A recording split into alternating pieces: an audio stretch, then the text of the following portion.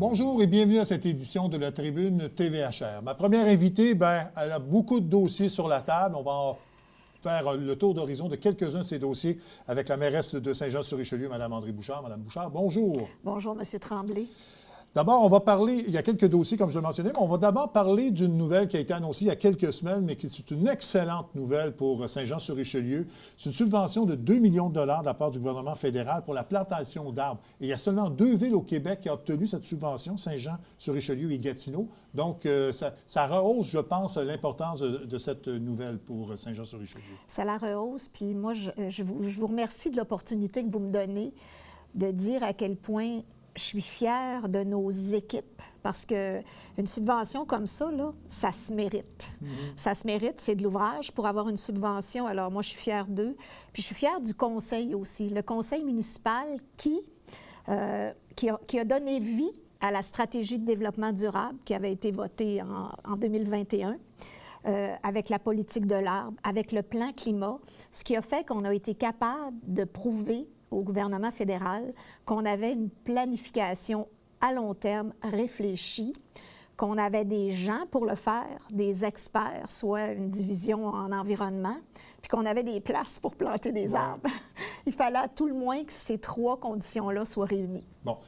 Justement, qu'est-ce que ça va donner, cette subvention-là? Je pense qu'on parle de plantation de 70 000 arbres là, pour le territoire de Saint-Jean-sur-Richelieu, mais peut-être nous l'expliquer un peu de ce que ça va donner dans le concret. Bien, dans le concret, on avait l'obligation, Saint-Jean-sur-Richelieu, on s'était dit que d'ici la fin de 2025, on aurait 50 000 arbres de plantés, puis on est en très, très bonne voie pour le réaliser. Ça veut dire que depuis 2015, ça veut dire 5 000 arbres par année. Là, on passe en vitesse supérieure à 10 000 arbres par année d'ici 2030. Okay. Alors, déjà là, je pense que ça va nous permettre d'augmenter la canopée. Puis quand je parle de la canopée, évidemment, ça exclut les terres agricoles. La canopée en milieu urbain jusqu'à 20 en 2033. Puis ultérieurement d'atteindre le 30 ce qui est une excellente nouvelle. Ce qui est l'objectif de la Ville, je pense, le 30 Absolument. Puis c'est une excellente nouvelle pour les citoyens puis pour la santé des citoyens. Bon. Et ces arbres seront plantés où exactement? Là? Est-ce qu'on a une idée précise des endroits qui ont été choisis pour ça? On s'entend, M. Tremblay, que 70 000 arbres, on sait qu'il y a plusieurs lieux qui sont propices à ça, des bords de route, entre autres, des petites mini-forêts urbaines, dans des parcs. Puis en plus, je pense qu'on va favoriser le fait que les citoyens soient capables de se procurer des arbres à prix modique et eux autres aussi, ils vont planter des arbres. Ouais, alors, c'est un travail de collaboration. Ouais. Donc, on parle de créer, en fait, des micro-forêts le long des routes, là, sur les rives, les forêts existantes. Donc, c'est un peu ça qu'on va bonifier avec cette subvention-là. Là. Oui, puis maintenant, ce qu'on n'avait pas il y a quelques années, on a quand même l'expertise d'être capable de planter des arbres, mais selon une certaine diversité. T'sais, on ne se mettra pas à planter des frênes partout. Il y a à avoir une seule espèce d'arbre, je pense qu'on en a vu les limites, là, parce que quand la maladie est sur un arbre, bien là, on perd notre forêt. Alors, je pense qu'on a cette capacité-là, cette expertise-là de planter le bon arbre au bon endroit. Oui, c'est ce que j'allais vous mentionner parce que c'est ce que j'ai retenu de votre déclaration. Le bon arbre au bon endroit, c'est ça qu'on vise. Absolument, c'est ça qu'on vise. Bon. Donc, vous avez parlé d'un échéancier de mars 2031 pour tout ça. Donc, ça fait partie là, du plan, de la politique, en fait, de l'arbre qui a été créé. Peut-être nous parler un peu plus globalement de cette politique-là de Saint-Jean-sur-Richelieu. Bien, la politique de l'arbre fait en sorte que ce qu'on souhaite, c'est que chaque citoyen, chaque habitation, chaque citoyen a accès à 3 arbres, un parc à 300 mètres de chez lui. Alors, il y a autre chose aussi là, qui m'échappe, mais je pense que c'est ça qu'on souhaite pour nos citoyens. C'est ça. Bon. On va parler de 2 autres dossiers, dont un important, c'est la levée partielle du moratoire à Saint-Jean-sur-Richelieu pour 60 du territoire. On en a parlé avec M. Grégoire plus tôt cette semaine. Moi, je vais plutôt m'attaquer à la façon dont la Ville entend financer ça et les services que les citoyens vont recevoir avec la levée de ce moratoire-là. OK. D'abord, moi, ça aussi, on est très fiers. On avait dit aux entrepreneurs en juillet 2023 qu'on se donnait 2 ans, qu'on mettait un moratoire sur les changements de zonage pour les résidences. Alors, en dedans de 2 ans, on a réussi à lever le moratoire sur 60 du territoire. C'est sûr que si on souhaite activer les travaux d'infrastructure, parce que je pense qu'on est tous conscients à quel point il y a un besoin criant de logements. On veut qu'il y ait des logements, on veut activer la densification.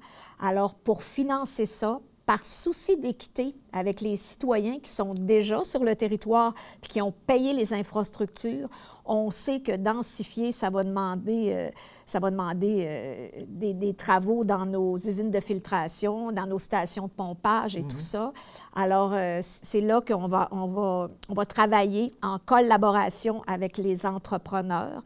On introduit la question des redevances, qui est un outil qui est permis maintenant par le gouvernement du Québec pour financer ces gros travaux-là. Parce que si on reste comme on est là, c'est-à-dire en prenant juste la taxe pour financer les travaux d'infrastructure, on va avancer à pas de tortue, alors qu'il faut activer ça. Puis ça, c'est une autre chose dont je suis fière parce que le Conseil m'a suivi là-dedans.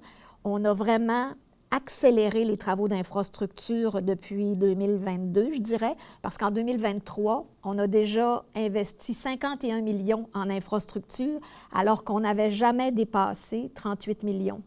Puis, si tout reste égal par ailleurs, le prochain PQI, le prochain PTI, il y aura la moitié du PTI qui sera consacré aux infrastructures. Ça, ce que ça signifie, c'est que la Ville, on va continuer de faire notre effort, mais on va demander aussi un effort aux promoteurs. Bon. Donc, la levée de ce moratoire-là va générer plus de chantiers, ça va inciter les gens à s'installer à Saint-Jean-sur-Richelieu, à inciter des entreprises aussi à venir ici. Donc ce n'est qu'une bonne nouvelle, finalement, tout ça. C'est une bonne nouvelle, puis c'est aussi... on travaille parallèlement le plan d'urbanisme, où il faut requalifier des terrains industriels, où il va falloir requalifier des terrains résidentiels aussi.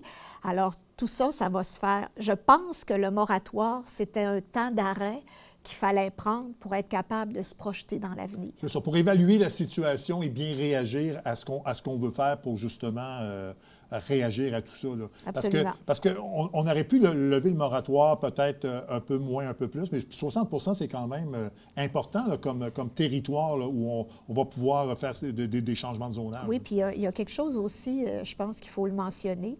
Sur le site web de la Ville de Saint-Jean, il y a une carte interactive où est-ce qu'il y a des zones vertes où il sera possible actuellement de densifier. Il y a des zones jaunes aussi, mais évidemment, c'est les projets, c'est les promoteurs qui vont donner vie à ça. Ça veut dire qu'il y a des secteurs actuellement verts qui peuvent redevenir jaunes. Alors, au moins, les gens vont savoir où est-ce qu'on s'en va avec ça. On a présenté cette carte avec M. Grégoire, mais vous pourrez effectivement aller sur le site de la Ville pour le voir. Là-dessus, je dois mentionner qu'il y aura une consultation publique le 7 avril à 17h à l'Hôtel de Ville, puis une séance extraordinaire du Conseil le 8 pour approuver tout ce projet-là, je pense, du lever de moratoire. Oui, parce qu'on était en avis de motion la semaine dernière en Assemblée publique. Bon.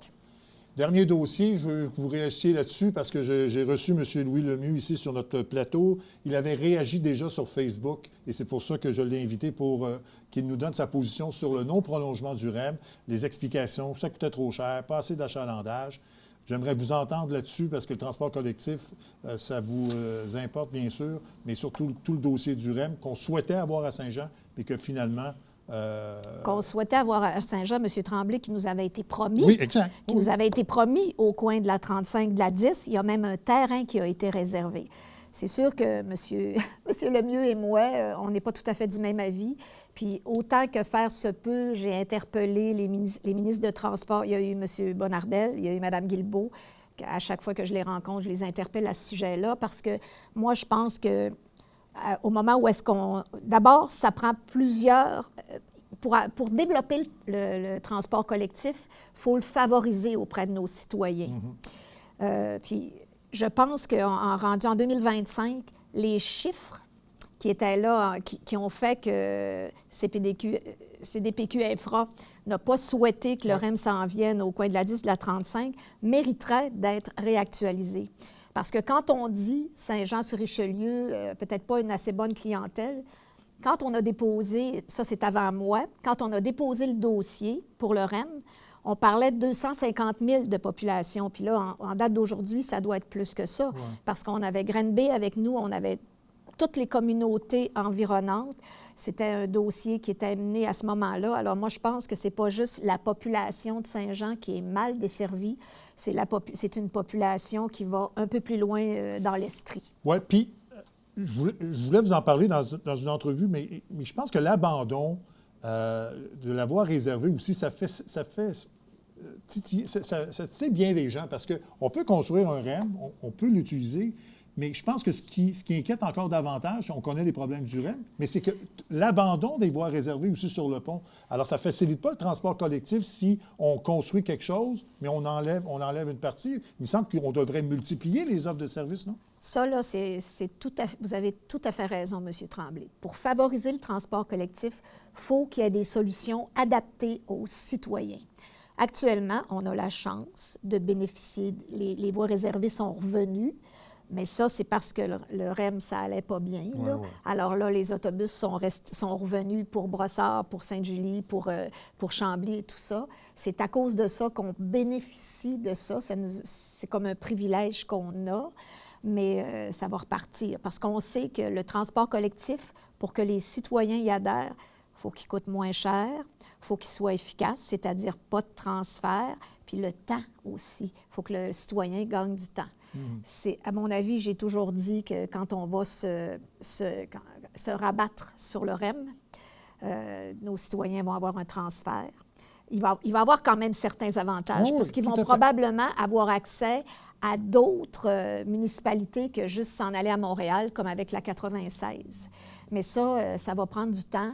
Puis, dans l'état actuel des choses, bien, nos citoyens risquent de se décourager. Oui, puis en 30 secondes, il parlait aussi que Saint-Jean ne perdait pas tout parce qu'on avait augmenté le budget pour le transport collectif. Qu'est-ce que vous répondez à ça? Bien, on est toujours déficitaire. Alors, moi, cette augmentation-là, à mon avis, elle est factice parce qu'on est toujours déficitaire en transport collectif. Oui, c'est ça. Mme Mouchard, merci beaucoup d'avoir répondu à mes questions. C'est moi qui vous remercie. Parfait. Bien, c'est toujours un plaisir. Plaisir. Voilà. Donc, on fait une courte pause et on vient tout de suite après. Salut, ici Alexandre Baudouin. Et François Trépanier. Hey, François, souvent les gens nous demandent quand est-ce qu'on peut vous regarder? Mais là, c'est à partir du mercredi. Mercredi, 19h, on vous fait découvrir des acteurs de l'industrie sportive locale qui se distinguent. Manquez pas ça. Bonjour, je m'appelle Jeanne. Je porte une jambe artificielle tous les jours pour marcher et courir. L'Association des amputés de guerre me donne les prothèses dont j'ai besoin pour faire du basketball, du soccer et de la randonnée en famille. Je peux faire tout ce que j'aime grâce à votre générosité. Quand vous donnez aux amputés de guerre, vous aidez les enfants comme moi. Merci!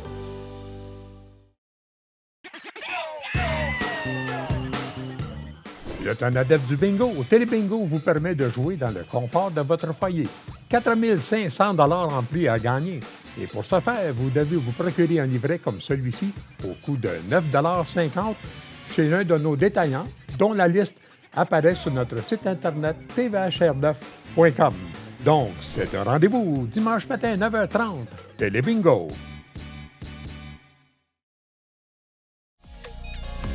Bonjour, ici François Trépanier. Je vous donne rendez-vous tous les jeudis 17h pour l'émission La Vitrine, où je vous fais découvrir des gens de la région qui se distinguent. À bientôt.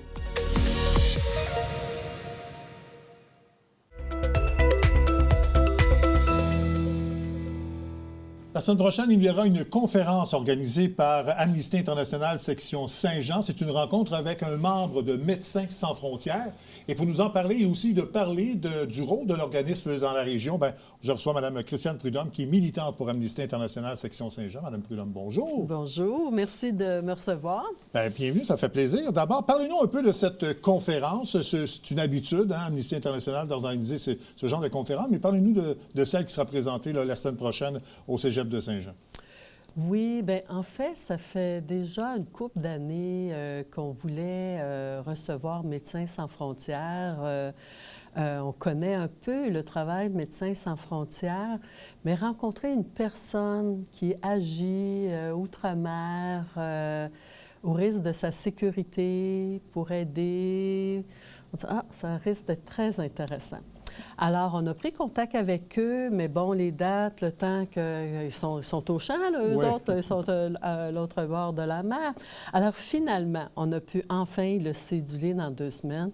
Monsieur Émile Zolo il a une base en médecine générale, mais c'est surtout sa maîtrise en organisation services de santé qui fait que c'est impliqué dans plusieurs pays à travers le monde, particulièrement en Afrique. C'est un de nos voisins. Il vit à Sainte-Catherine, ici, pas loin de Saint-Jean-sur-Richelieu. Puis, on est entre ces 2 de ses sorties, là, fait qu'il nous a fait une petite place pour venir nous rencontrer. Oui, c'est ça. Il a un parcours très particulier parce qu'en lisant sur ce qu'il avait fait, il est en fait le premier médecin humanitaire à travailler au Sud-Soudan. Il l'a fait en 2012. Donc, à ce moment-là, c'était une zone de guerre quand même importante. Donc, je pense que son expérience et son vécu là, sera très intéressant pour les gens qui vont assister à cette conférence-là. Absolument, absolument. C'est vraiment quelqu'un dédié à l'humanitaire. Il a travaillé dans des dynamiques d'Ebola. Il est particulièrement sensible à la mortalité infantile et maternité et il a agi dans plusieurs pays en temps de conflit de guerre. Alors, c'est quelqu'un qui en a vu beaucoup. J'imagine qu'il a pleuré à quelques reprises, sûrement. Puis, ça va être intéressant de voir qu'est-ce qui l'anime à continuer à agir ainsi. Donc, ce sera intéressant d'avoir un autre point de vue parce que récemment, vous avez reçu, entre autres, 2 journalistes qui ont travaillé en zone de guerre pour Radio-Canada, Sophie Langlois et Mme Alexandra Zaska. Donc, je pense que ça va donner un autre point de vue également sur ce que les gens peuvent vivre en territoire là, hostile. Oui, absolument. Puis aussi, à Amnesty International, les informations par rapport aux droits humains, tout ça, arrivent aux centrales par différents organismes humanitaires. Fait que ces gens-là, en plus de s'impliquer et d'agir, font avancer la cause de la démocratie, de la justice, de la sécurité à travers le monde. Puis ce volet-là, Médecins sans frontières, qui sont, les journalistes aussi, sont vraiment au champ de guerre et tout ça,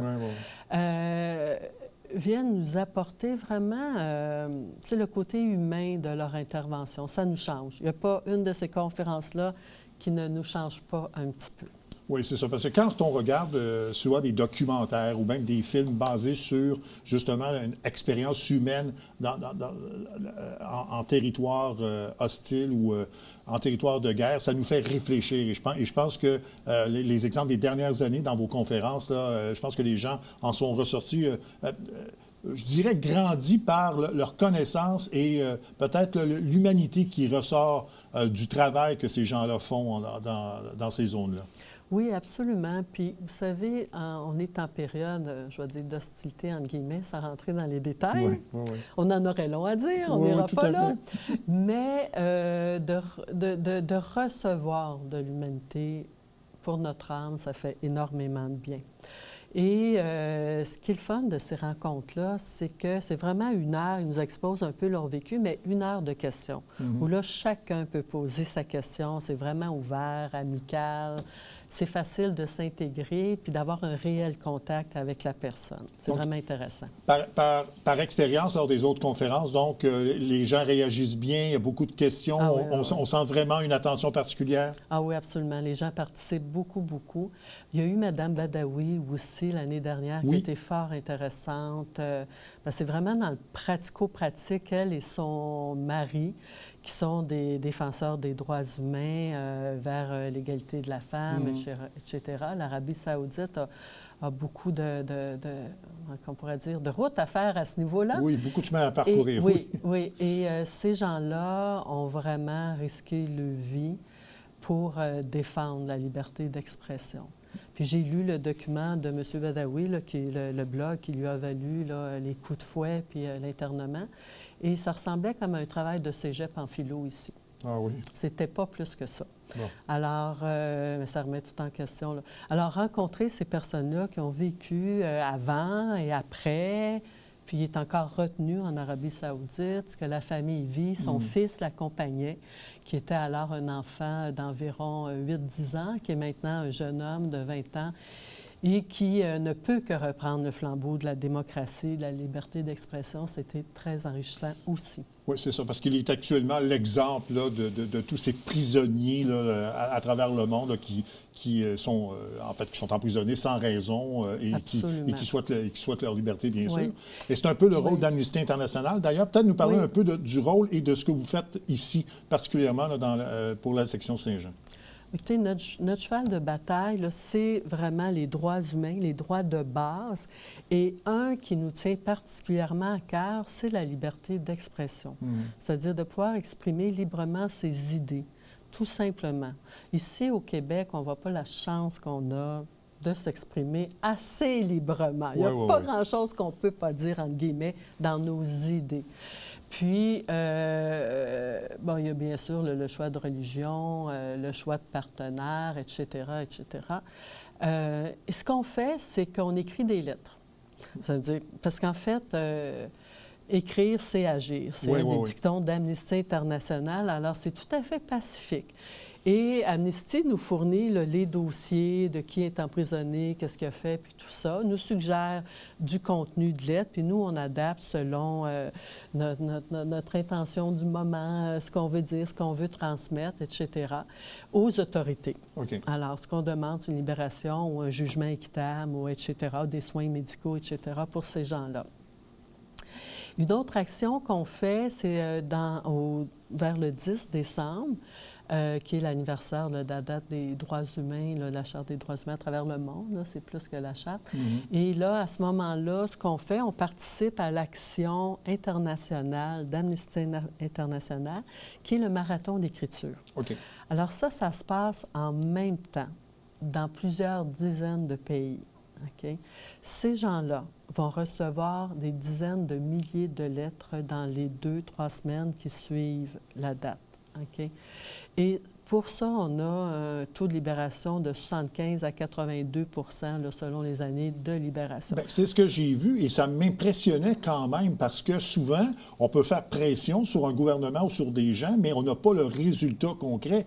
Dans ce cas-ci, là, quand on parle de 3 cas sur 4 qui sont, où on trouve une solution, c'est quand même impressionnant. Oui. On ne vous dit pas qu'ils sont libérés le lendemain. Non. Mais il y a une réception et c'est ça. Oui, absolument. Et ça, on a eu toutes sortes de témoignages à ce niveau-là parce qu'on a des commentaires qui nous reviennent ensuite. Je me souviens d'une jeune femme qu'elle a dit, quand les lettres ont commencé à rentrer, c'était en Tunisie. Quand les lettres ont commencé à rentrer, ses conditions de détention sont améliorées. Ah bon? Alors, fini la torture. Elle a eu une couverture supplémentaire. Elle a mangé un peu plus, etc. Ça l'aide de rien, là, mais c'est déjà une victoire. C'est beaucoup. Parce que dans plusieurs pays, là, on est très rigide. Donc, d'obtenir ça pour un prisonnier ou une personne, c'est déjà une grosse victoire. C'est une reconnaissance de... Bon. Fait qu'il y a eu toutes sortes d'actions comme ça. Il y a eu des libérations, bien sûr. C'est toutes sortes de dossiers. Je me souviens, il y en avait un, c'était un pays d'Afrique où la personne se faisait lapider car elle était homosexuelle. Ah bon. Alors, c'était, on visait l'arrêt de la lapidation, etc. Fait qu'il y a toutes sortes de dossiers, des gens qui ont secouru des migrants à travers la mer et qui ont été poursuivis ensuite par leur gouvernement. Je pense Je me souviens plus exactement c'était quel pays. Je pense que c'était la Grèce, mais je ne peux pas là, mettre ma main dans le feu. Mais en tout cas, on a différents dossiers année après année. Amnesty nous en propose 10. Nous, on choisit 5 pour être comme plus efficace pour les 5 qui nous tiennent plus à cœur, mais les 10 sont intéressants. Et on fait les interventions au Cégep, Saint-Jean-sur-Richelieu, qui nous offre une excellente collaboration. Alors, en même temps, il y a le côté sensibilisation des jeunes, actions concrètes, puis le questionnement d'Amnesty, etc. C'est très intéressant de discuter avec eux. Puis on va aussi dans les églises pour quelques cérémonies, souvent des gens sensibles à la cause également. Bon. Puis qu'on va chercher nos alliés pour... Fait qu'on écrit des cartes de vœux. C'est quelque chose non religieux, c'est un petit mot d'encouragement, mais c'est la masse de cartes de vœux qu'ils vont recevoir. Bon. Alors, c'est fantastique. Parfait. Donc, pour cette conférence avec ce médecin là, de Médecins sans frontières, c'est le 9 avril au Cégep de Saint-Jean. Vous pouvez donc obtenir, on va voir de toute façon les informations à l'écran si vous voulez assister à cette conférence. On va prendre une minute pour vous parler d'un autre dossier. C'est la collecte de vélos que vous faites pour Cyclo Nord-Sud. Ça aussi, je pense que ça revient à toutes les années, là, cette activité-là. Alors, à partir du moment où j'ai entendu parler de Cyclo Nord-Sud, je me dis c'est formidable, cet organisme-là, à la fois humanitaire, environnemental. On se débarrasse d'un déchet, OK? Parce qu'on récupère là, les vélos là, que les gens ne veulent pas. Vous avez quelqu'un qui le donnait ici, là, vous le donnez. Là. On en fait profiter notre communauté. Mais pour les autres vélos qui se ramassent là, aux déchets, on les veut. Bon. Ils peuvent avoir un petit bris mineur, c'est pas grave. Alors, on les veut, on les récupère et on les envoie. On a des ententes avec les pays d'Asie, Afrique, Amérique du Sud. Alors, selon la période de l'année, les ententes, alors il y a un conteneur qui va partir avec 400 vélos. Et ça se passe à travers le Québec, ces collectes-là. Fait que c'est une façon de récupérer pour rendre utile à l'autre bout du monde. Là. Et les gens qui veulent donner leur vélo, ils font comment? On a la collecte officielle qui est le dimanche 25 mai, 10h à 13h chez Pasquier, un de nos partenaires. Et on a 2 pré-collectes. Le jeudi, de 16h à 18h, à l'École secondaire Marcelin-Champagnat, notre autre partenaire, et le samedi, 10h à 13h, au même endroit, École secondaire Marcelin-Champagnat. Alors, notre but, notre objectif, 100 vélos. À date, on l'a pas mal toujours obtenu. Alors, on invite les gens là, à venir nous rencontrer puis à participer à la collecte. Mme Prudhomme, merci beaucoup. On va souhaiter donc une bonne participation pour la conférence et puis une bonne participation également pour cette collecte de vélos. Merci beaucoup. Merci. Voilà, ça complète pour cette édition de la Tribune TVHR. J'espère que ça vous a plu, mesdames, messieurs. À la prochaine. Au revoir.